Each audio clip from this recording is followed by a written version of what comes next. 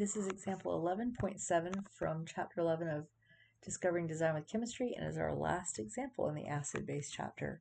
It says concentrated hydrochloric acid that is bought from a chemical supply house is 12.4 molarity. If a chemist needs 250 milliliters of a 2.50 molarity solution of hydrochloric acid, how should she prepare it?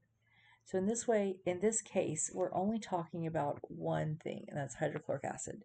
We're just taking one that is 12.4 molarity and adding some extra volume to it, some extra probably plain water, so that we can get a 2.5 molarity. So we don't need to make a chemical formula because we're just working with one thing. So at the beginning we have 12.4 molarity. What we need is 2.5 molarity, and we need 250 milliliters of it.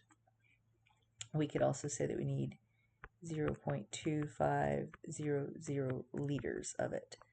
So what do we have? What can we do with this? So we have molarity and we have liters, so we can use our molarity formula, which is moles per liter, and we could figure out how many moles that we want in here. So let's start with that. So let's I'm gonna rewrite this equation as molarity times liters equals moles, since we have the other two. So if we take 2.50 m times 0.2500 L, and this is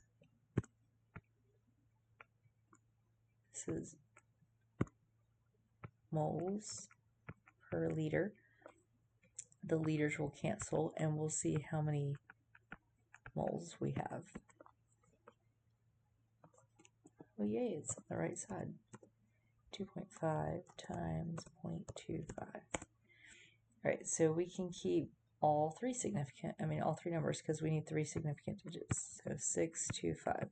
So that's how many moles that we need in our solution. So what we can do is we can say we need that many moles from the other solution, and use the molarity to figure out how many liters of that solution we need to use to get that many moles. The rest of the solution is probably going to have like something like water or something added to it to water it down.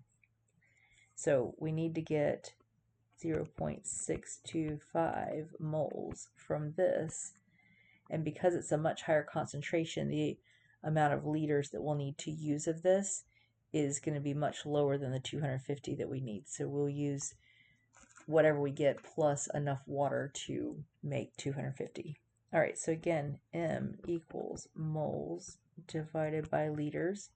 We have the moles, we have the molarity, we don't have the liters. So let's rearrange this to say liters equals moles divided by molarity. So liters equals 0.625 moles divided by 12.4, and that's molarity, so moles per liter.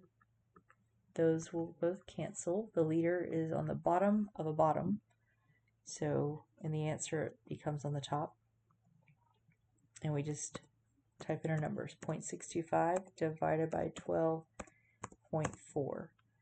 And that is, we need three significant digits, so 0.0504, because the first and these two zeros don't count, and so we can go all the way to the 4. These will be our three significant digits. 0.0504, and we can even change this and say we need 50.4 milliliters. So she should prepare it by taking, we can either say either one of these numbers, this one or this one. I'm going to use 50.4 because I like the way that one looks better. So 50.4 milliliters of the concentrated HCl purchased, plus enough water to make the 250.0 milliliters that she needs total. And then it will have the right concentration. All right, so that's the end of that problem, but to review very quickly, we only had one substance involved, so we didn't need to make a chemical formula.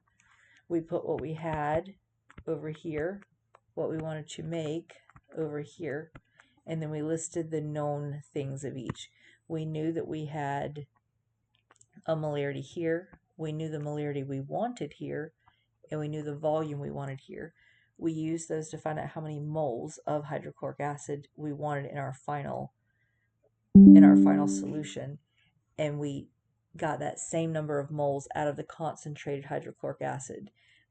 We used the same molarity formula to figure out if we want that many moles, 0.625, and we want it to, and we have 12.4 molarity, we can use those two numbers to find out how many liters of it to use so that we could have that many moles taken out of it to use in our final solution.